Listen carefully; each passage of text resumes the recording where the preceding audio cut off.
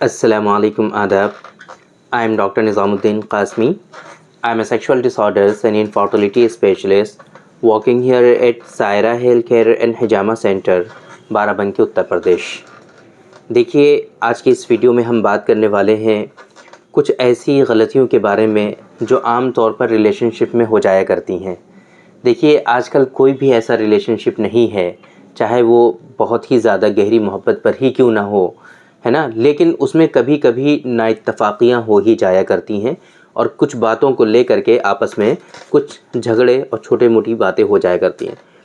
उसके नतीजे में क्या होता है कि हमारी सेक्सुअल लाइफ बहुत ज़्यादा डिस्टर्ब होती है और फिर उस वजह से क्या होता है कि हम मेल पार्टनर के अंदर, स्पेशली मेल पार्टनर के अंदर क्या होता है कि बहुत सारे सेक्सुअल डिसऑर्डर्स डेवलप हो जाते हैं।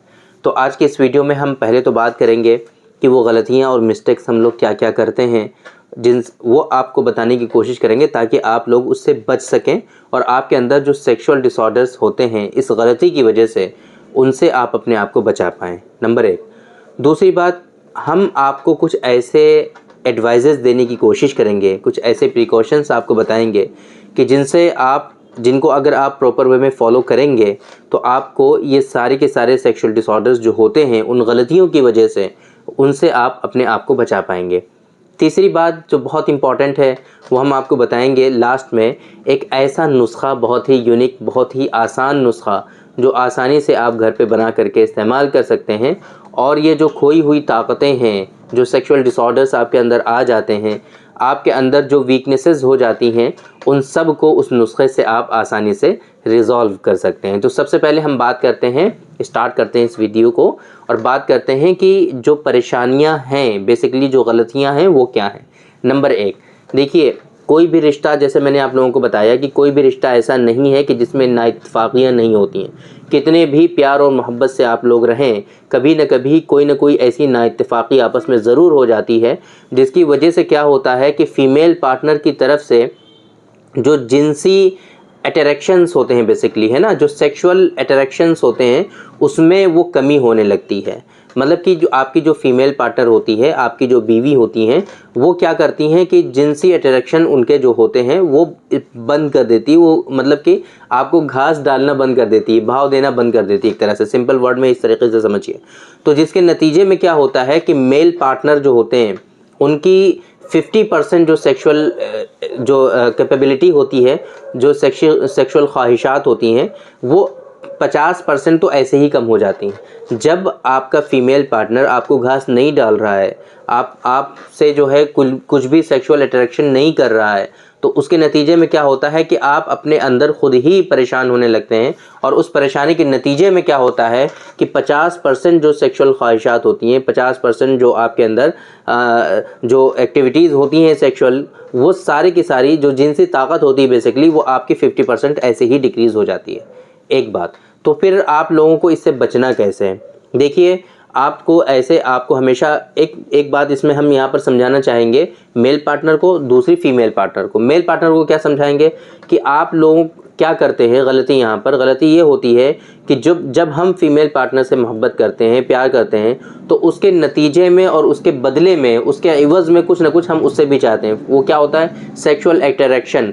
मतलब कि अगर हम कर रहे हैं तो आपको भी करना चाहिए, ये हम उससे मुतालबा करते हैं, बेसिकली, है ना, ये हम चाहते हैं। और अगर वो नहीं मिलता है तो हमें, हमारे अंदर क्या हो जाता है, एक नाउम्मीदी हो जाती है। फिर क्या लगता है हमको, मेल पार्टनर को क्या लगने लगता है कि हम जो है मोहब्बत कर रहे हैं प्रॉपर वे में, बट उधर से रिस्पांस नहीं मिल रहा है, तो इस वजह से वो अपने आप में अंदर वो गमगीन होने लगता है।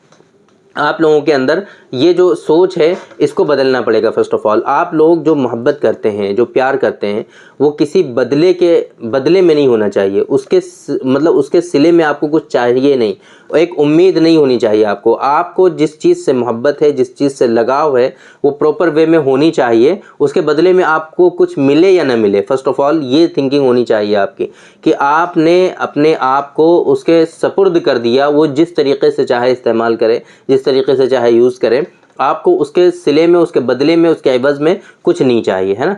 फिर वो जैसा करेगा उसका आपको अफ़सोस नहीं होगा। तो इसके नतीजे में क्या होगा कि जो 50% आपकी सेक्सुअल जो एक्टिविटी थी वो ख़त्म हो रही थी, वो आपकी ख़त्म नहीं होगी। तो एक बात ये कि आपको इसके बारे में सोचना नहीं है। दूसरी बात, फीमेल पार्टनर को यहाँ पर एक बात का ख्याल रखना चाहिए कि देखिए नाइत्तेफाकियाँ सभी के यहाँ होती हैं, कोई भी ऐसा नहीं है जो इससे परे हो।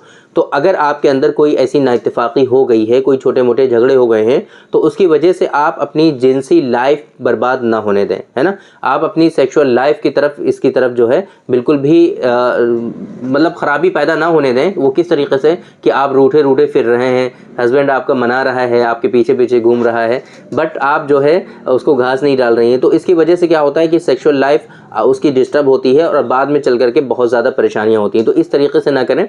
जो भी चीज़ होती हैं उनको जो है आप आपस में समझें बूझें कि गलती कहाँ पर है, और सॉरी और बोल करके बात ख़त्म करें, है ना। तो इस वजह से आप लोग ज़्यादा इन चीज़ों को तूल नहीं देना चाहिए। एक बात तो ये।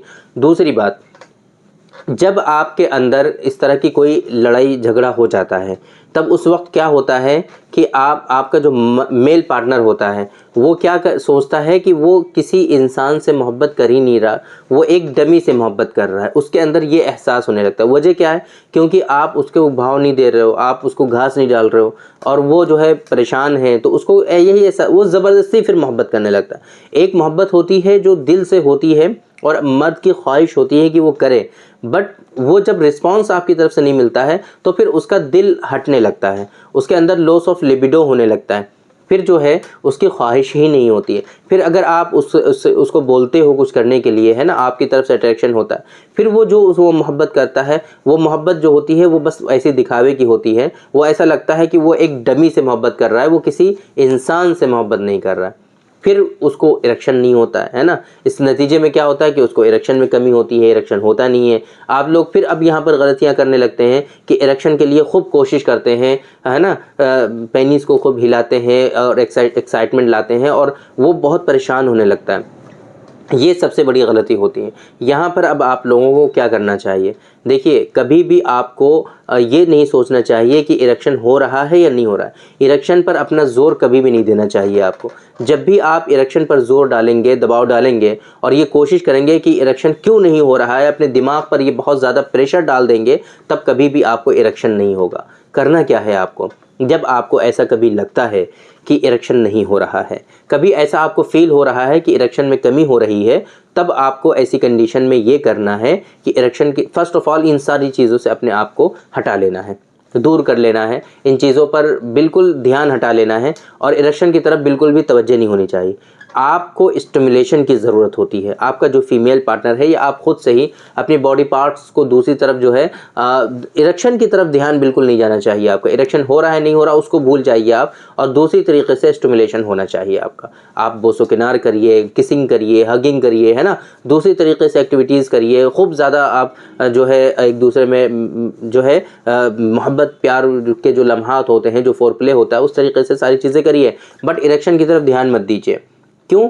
हम क्यों कह रहे हैं इस बात को? क्योंकि जब आप ज़्यादा ध्यान अपना मरकूज़ कर देंगे इरेक्शन की तरफ, बार बार यही सोचते रहेंगे कि इरेक्शन हो रहा है कि नहीं हो रहा है, तब फिर आपके अंदर परफॉर्मेंस एंजाइटी हो जाएगी। आप जो एक्टिविटी कर रहे हैं, जो बोसो किनार कर रहे हैं, जो किसिंग कर रहे हैं, जो हगिंग कर रहे हैं, जो फोरप्ले कर रहे हैं, उसकी तरफ आपका दिमाग ही नहीं जाएगा। बस वो आपका मैनुअली चलता रहेगा, बट आपका दिमाग कहाँ है? वो इरेक्शन पर है कि इरेक्शन हो रहा है कि नहीं हो रहा है। ये गलती नहीं करनी है आपको। इरेक्शन की तरफ से दिमाग हटा लेना है, उसकी तरफ आपको सारा फोरप्ले की तरफ आपको अपनी तवज्जो मरकूज़ कर लेनी है। फिर आप जो है थोड़ी देर के बाद देखेंगे खुद ब खुद इरेक्शन हो जाएगा। क्यों कह रहे हैं हम ऐसा?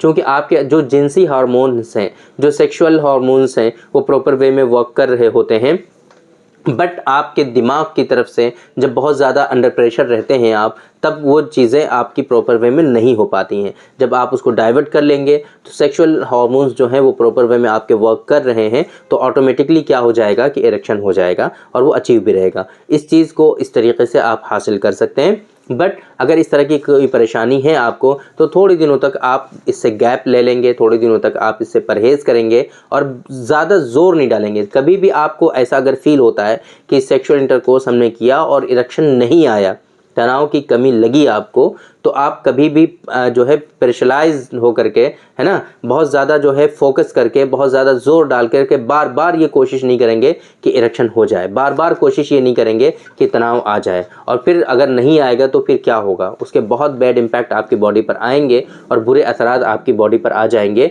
और सेक्सुअली बहुत ज़्यादा आप अनफिट हो जाएंगे फिर, और आपके अंदर बहुत सारी कमियां और बहुत सारे सेक्सुअल डिसऑर्डर्स डेवलप हो जाएंगे। इस वजह से आपको कभी भी इस तरीके से गलतियां नहीं करनी है।